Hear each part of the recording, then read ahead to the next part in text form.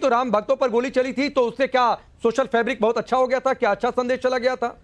Number एक बात है। नंबर दो, दूसरा सवाल है कि सर आप पीडीए की बात कर रहे हैं, तो जो अपराधी होते हैं उनका पीडीए आप नहीं देखते हैं, जो पीड़ित होते हैं वहां कोई पीडीए का है तो नहीं जाते अपनी सहूलियत के हिसाब से। तो ये दो तरफा डबल स्टैंडर्ड आपका दिखता है। नहीं, ये निर्णय आपने किस आधार पर लिया? आपने कोई रिसर्च की है? आपके पास कोई आंकड़ा है, कोई तथ्य है कि हम पीड़ितों के घर नहीं जाते हैं या पीड़ितों से आप अयोध्या में गए, ये आप बहुत दिनों बाद अवधेश प्रसाद गए, उन्हें उल्टे पैर वापस आना पड़ा। भाटी जी कन्नौज में उस पीड़िता के घर गए, मुझे जानकारी नहीं है, अगर है तो आप दुरुस्त कर दीजिए, मैं उसको अपने फैक्ट में शामिल कर लूंगा। पीडीए का अपराधी मोहित खान, अभी तक कोई कार्रवाई नहीं, उल्टे पैर नहीं आना पड़ा था।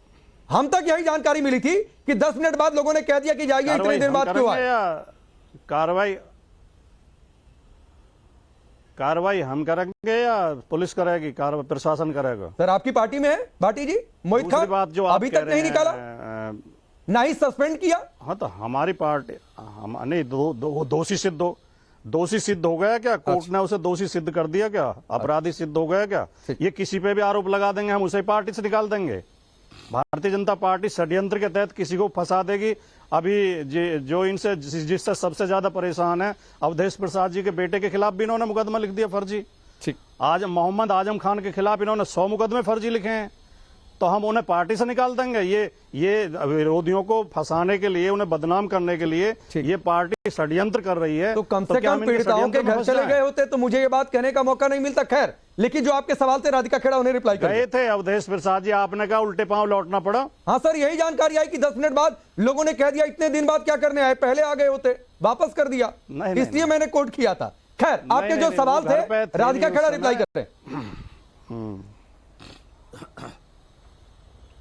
देखिए, यहाँ पे बात हो रही है कि भारतीय जनता पार्टी समाज को बांटती है, लेकिन इन्हीं के साथ ही इन्हीं के नेता, क्योंकि इंडिया अलायंस के सबसे शीर्ष नेता जो हैं वो है राहुल गांधी जी, और राहुल गांधी जी तो हर मौके पर हर जगह सिर्फ देश को बांटने की बात करते हैं।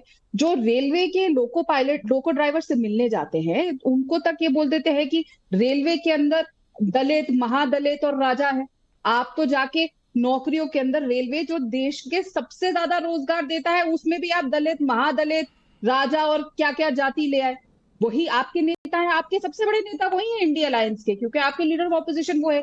वही आदमी जब पत्रकारों से मिलता है उनकी जाति पूछता है, तो बांटने का काम कौन कर रहा है? वही आदमी जब विदेश जाता है, अमेरिका में जाके सिखों के बारे में, अपने देश के बारे में झूठ बोल के आता है कि यहाँ पे सिखों को पगड़ी पहनने का हक नहीं है, यहाँ पे उनको कड़ा नहीं पहनने देते। तो समाज को बांटने का काम तो आप लोग कर रहे हैं और आप हमारी बात कर रहे हैं। क्या कह रहे हैं? हम लोग कह रहे हैं कि साथ रहना पड़ेगा, और ये बहुत फेमस सेइंग है, united we stand, divided we fall, और पूरे देश को साथ रहना पड़ेगा। लेकिन हम आपकी तरह ना रेलवे की नौकरियों में जाति ढूंढते हैं, ना पत्रकार के अंदर जाति ढूंढते हैं, ना जाके किसी सैनिक से पूछते हैं कि तुम्हारी जात क्या है, ना जाके विदेश में जाके सिखों का अपमान करते हैं। अपमान करना, देश को बांटना, बाबरी मस्जिद की तरह जर्जर हो रही कांग्रेस सच्चाई में ये करती आ रही है, और आप उनके साथ ताल से ताल मिला रहे हैं। भाटी जी, आपकी मजबूरी हम समझ सकते हैं, क्योंकि आप लोग अलायंस में और वो आपके सबसे बड़ा नेता है राहुल गांधी, तो आपको उनको सपोर्ट करना पड़ता है। आपके पास कोई ऑप्शन ही नहीं है कि आप उनको सपोर्ट ना करें। लेकिन समाज को जो दीमक बन के खा रहे हैं, देश को बांटने का काम कर रहे हैं, क्योंकि वो चाहते नहीं कि देश आगे बढ़े। ठीक है, यही बात मैं कह रहा था। बहुत छोटी बात रखिएगा भाटी जी, फिर मैं जगदीश जी आपके पास आऊंगा। दो ही वाक्य बोलूंगा। राधिका जी ने मेरे किसी सवाल का जवाब नहीं दिया। मैंने पूछा था कि 75 में से 27 डीएम एक ही जाति के क्यों हैं, 35 सचिवों में 17 एक ही जाति के क्यों हैं। आप रेलवे में और उसमें जाति तो पत्रकारों में तो नहीं देखती हैं राधिका जी, लेकिन जब शिक्षकों की भर्ती करती हैं तो आपकी सरकार जाति देख देख कर ओबीसी के साथ अन्याय करती है। उन्हें छोटा सवाल, छोटा जवाब राधिका जी। हाईकोर्ट दो छोटा सवाल, छोटा जवाब राधिका खेड़ा कि आपने बेईमानी की है। भाटी जी, लिस्ट लंबी है। जब अखिलेश यादव जी मुख्यमंत्री थे, मुलायम सिंह यादव जी मुख्यमंत्री थे, कितने यादवों की कहां कहां किस किस पदों पे भर्ती रही, पूरा उत्तर प्रदेश जानता है। इसीलिए आपको वहां से बाय बाय। अच्छा, इसलिए आप अन्याय कर रही हैं? आप इसलिए अन्याय कर रही हैं, आप बदला ले रही हैं, इसका मतलब ये है। भाटी जी, इसका मतलब आप बदला ले रही हैं। आप क्यों कांग्रेसियों को कॉपी करके बीच में? नो, आपने मेरे 2 सवाल बहुत छोटे सवाल हैं, उनके दोनों के जवाब दे दो। सुनने की क्षमता नहीं रखते ऐसे 75 में से 27 डीएम एक ही जाति के क्यों हैं? बोलने क्यों नहीं दे रहे? इतनी तकलीफ क्यों हो रही है? अरे चिल्ला नहीं रहा, मैं सवाल पूछ रहा हूँ बहुत प्यार के साथ। बहन, आप मेरी प्यारी बहन हो, मैं बहुत प्यार से पूछ रहा हूँ, चिल्ला नहीं रहा। बोलने तो दो, सुनने की क्षमता 75 में से 27 डीएम एक ही जाति के क्यों हैं? अरे भाई, शिक्षक भर्ती में ओबीसी के साथ बेईमानी क्यों की गई? आप मुझे ये बताओ, मैं आपके सारे सवालों का जवाब दूंगी। जब आप लोगों की सरकार थी, आप लोगों ने राम भक्तों के ऊपर गोलियां क्यों चलाई? जब आप लोगों की सरकार थी, हर जगह सिर्फ यादव यादव क्यों भर्ती थे? जब आप लोग सरकार से हटे, क्यों आप टूटी तक चुरा के ले गए? अच्छा, इसका मतलब आप बदला ले रही हैं, आप बदले की कार्रवाई कर रही हैं, स्पष्ट हो गया। अच्छा, मैं बीच में आ रहा हूं, राधिका जी 1 मिनट, मैं जगदीश जी के पास जाना चाह रहा था, लेकिन एक सवाल, चूंकि आपने कह दिया कि क्या बदला ले रही है भारतीय जनता पार्टी, तो सर ये बदला ले रही है नहीं ले रही है वो जाने, जनता तय करेगी। लेकिन मैं आपसे पूछ रहा हूं कि आप लोगों ने यादवों को रखकर क्या किया था? क्या वो एक तरफा मुहिम थी, क्या था? मैं बता देता हूं राकेश जी। 2 आरोप इन्होंने लगाए थे। एक तो ये लगाया कि 46 में से 56 एसडीएम यादव भर्ती कर दिए थे, हालांकि वो 86 कहना चाह रहे थे। 86 में 56 आज तक सूची नहीं दे पाई। फर्जी आरोप है, झूठा आरोप है।